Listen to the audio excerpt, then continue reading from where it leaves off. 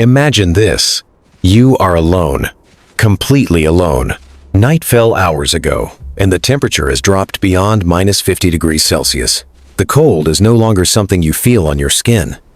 It has become an environment that is actively dismantling your body, molecule by molecule. The wind cuts across your face like shards of broken glass. Every breath burns your throat, not because it is hot, but because your lungs are being forced to heat air that wants to kill you. Your nose runs, and the liquid freezes before it reaches your lip. Your eyelashes stiffen, locked together by ice. The silence is unnatural. There are no birds, no insects, no distant movement. Only the constant cracking sound of ice expanding beneath your feet, and the intermittent howl of wind forcing its way through stone. This is not the silence of peace. It is the silence of a place where life barely exists. Your fingers are no longer reliable. Fine motor control is fading.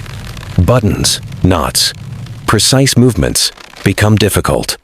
This is not weakness. This is physics asserting itself. Darkness is absolute. There is no moon tonight. The snow reflects a faint, ghost-like glow, just enough to reveal shapes, but never distance. The ground blends into the horizon. Depth perception collapses. Your world shrinks to a few meters of uncertainty. You have maybe 6 hours before your body begins to shut down. And here is the detail that should freeze your blood. At -50 degrees Celsius, the human body loses heat up to 30 times faster than it does at room temperature. This is not a struggle. It is not a fight of willpower. It is a thermal hemorrhage. Your core temperature is bleeding away into the environment. And the most terrifying part is this. Most modern humans would die within the first 3 hours. Not because they lack intelligence. Not because they lack courage. Not even because they lack fire. They would die because they would do exactly what they believe would save them. Let's talk about that.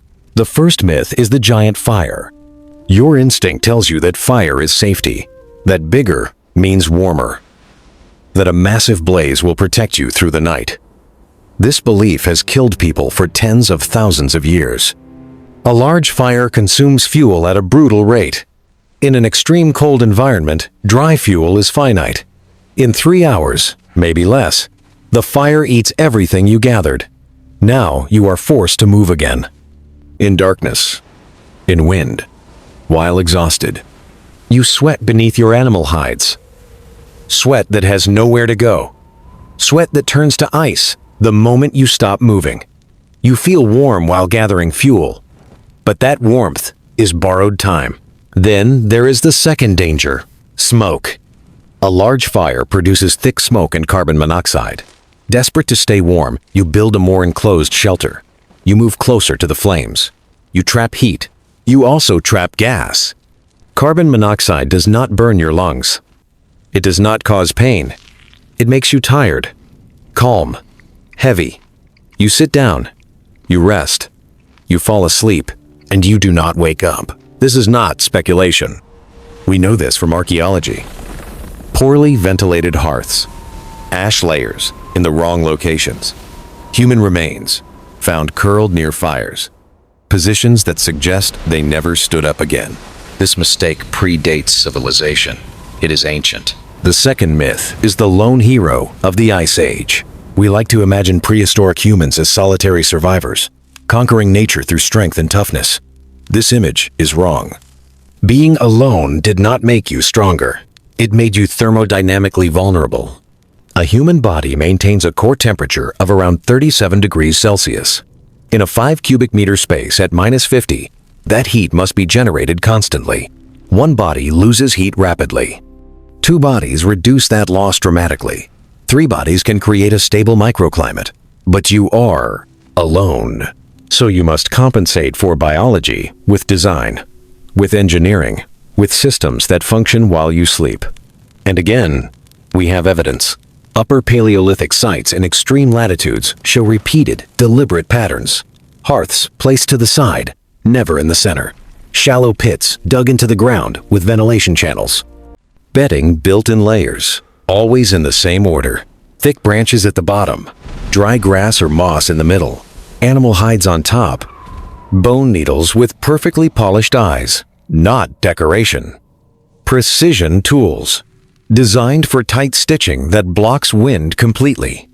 Windbreaks constructed from stone and mammoth bone, semi-buried shelters with angled entrances that prevent direct airflow, ash layers showing controlled ember fires maintained in the same place for weeks, and perhaps most importantly, experimental archaeology. Modern researchers have rebuilt these shelters using only prehistoric methods. In conditions approaching -40 degrees, the temperature difference between outside and inside often exceeds 30 degrees Celsius. Without modern technology, without modern materials, with nothing but design. That is not luck. That is applied science. So how do you survive? Alone. Lost. At -50 degrees. During the longest night of your life. There are 4 pillars. 4 systems that must work together. If one fails, the system collapses. The first pillar is wind control. Wind is not just cold air. Wind strips heat from your body through forced convection. At -50, wind can kill you in minutes, even if you have fire. Your shelter bleeds heat faster than you can generate it. You must orient yourself. You look for the protected side of a rock formation, a natural rise, a depression in the ground, anything that interrupts airflow. You build a wind barrier from what you have, stacked stones, interwoven branches, compacted snow. It does not need to be tall, it needs to be dense. Then comes the critical insight: volume. A large shelter is impossible to heat. You are not building a house, you are building a thermal bubble. Your shelter should be barely large enough for your body and minimal movement. Half a meter of height is often sufficient. Smaller volume means less air to heat, less surface area to lose warmth. Semi-burying the shelter changes everything. The ground beneath the snow is insulated. Its temperature is stable, far warmer than the air. You dig, you crawl, inside. Snow, counterintuitively, becomes your ally. Fresh snow traps air. Air is insulation. You pile snow over the shelter, sealing gaps, creating layers. But insulation without ventilation is death. You create a small opening at the top, just enough for carbon monoxide to escape, not enough to drain your heat. This is not guesswork. This is geometry, fluid dynamics, survival by design. The second pillar is moisture management. This is where most people fail. Sweat kills. At -50, moisture in your clothing freezes instantly. Ice conducts heat efficiently. If ice touches your skin, your body dumps heat directly into it.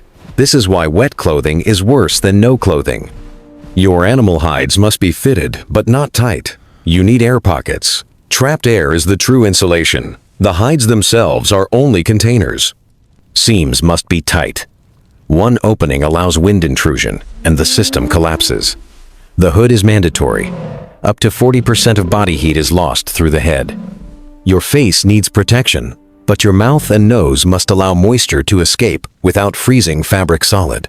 Animal fat rubbed into outer layers repels moisture and blocks wind. Movement must be controlled, slow, deliberate. You avoid sweating at all costs. Sweat is your body's cooling system activating at the worst possible moment. The third pillar is ground insulation. The ground is the silent killer. Frozen earth, ice, and stone are massive heat sinks. If you lie directly on them, your body attempts to warm an infinite cold mass. You lose more heat through conduction to the ground than through air. You build a base. Thick branches laid crosswise, bark if available. A layer of grass or moss, even frozen, to trap air. Multiple hides, one against the ground, one in the middle, one against your body. Air between layers, always air. You curl your body inward, reducing surface area, minimizing contact. This is not comfort. This is thermal mathematics. The fourth pillar is metabolic energy and decision discipline. Your body is a furnace, but furnaces need fuel. At -50, your basal metabolism skyrockets. You burn calories just to keep organs functioning. Without energy input, your core temperature drops, even inside a shelter. Fat is critical. Dense protein. Bone marrow. This is not indulgence. This is survival fuel. But discipline matters more than food. Decisions must be made before darkness. Cold degrades judgment. Reaction time slows. Risk assessment collapses. You prepare in daylight. You organize fuel. You arrange layers. And once night falls, you stop moving. Movement at night is a trap. You generate heat, you sweat, you stop, and your temperature crashes. Fire, if used, must be small, ember-sized, controlled, placed laterally, reflecting heat without filling the shelter with smoke. If ventilation is uncertain, it is safer to rely on insulation alone. Carbon monoxide kills silently. Now let's talk about what actually kills people. Sleeping in damp clothing, exposing yourself to wind while trusting fire, lying directly on frozen ground, building large fires inside closed shelters, walking at night and sweating. These deaths are not dramatic. No explosions, no screams. You fall asleep. Your core temperature drops a few degrees, then more. The heart slows. It stops. Silent. Fast. Preventable. The lesson is simple. Survival at -50 is not about strength, not about toughness, not about bravery. It is about systems. Upper Paleolithic humans survived extreme latitudes not because they were stronger than us, but because they designed solutions for specific thermal problems.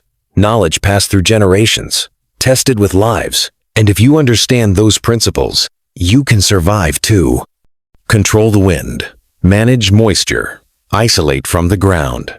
Fuel the body. 4 pillars. One system.